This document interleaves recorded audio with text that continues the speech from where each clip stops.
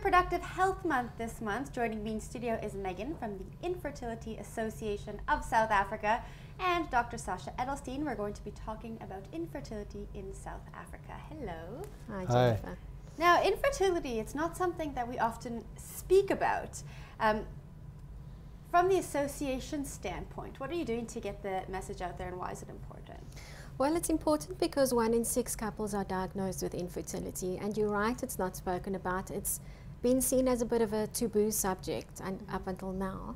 And the reason why we are bringing infertility to the fore this year, which hasn't happened at all in South Africa in previous years, is to educate the general public and also to assist couples that are struggling with fertility to know that they can go to a fertility specialist for a workup and be well informed to make good decisions going forward. Now, Dr. Edelstein, from a medical standpoint, I mean, 1 in 6 couples, I didn't expect the number to be so high. Do couples who are suffering with, are suffering from infertility, do they often know that that's the case? I think not. I think that both couples don't want to engage with the medical sector. They delay frequently too long, and that can lead to problems. I guess the chance of conceiving each month for a young, healthy couple is in the order of about 20 to 25%. And the diagnosis or the definition of infertility is in a couple that have been trying to conceive actively without contraception for a year. And really, at that point, there is likely to be a reason why they are not managing to conceive and that they should be seeking help. Now, what are some of these reasons?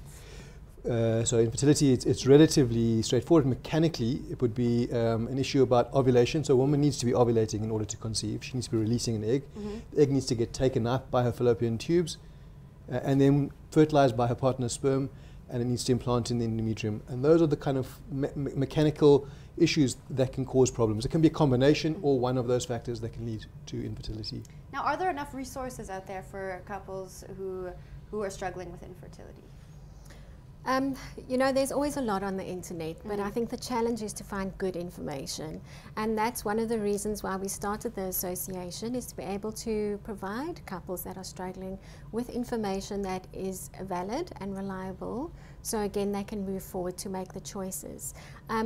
Jennifer, it's interesting that we conducted an informal poll, and most couples spend up to 4 years not being referred to a specialist. Wow. So they either sit with gynecologists or GPs that don't do a proper fertility workup and tell them that everything is fine.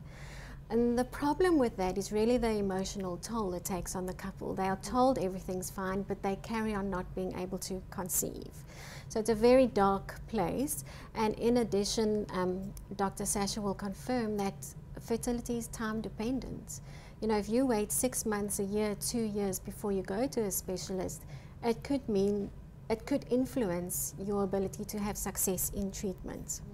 I absolutely agree with Megan. I think one of the things that we find most frightening are couples that have been spending years not being referred appropriately. And unfortunately, the strongest factor influencing the success is a woman's age.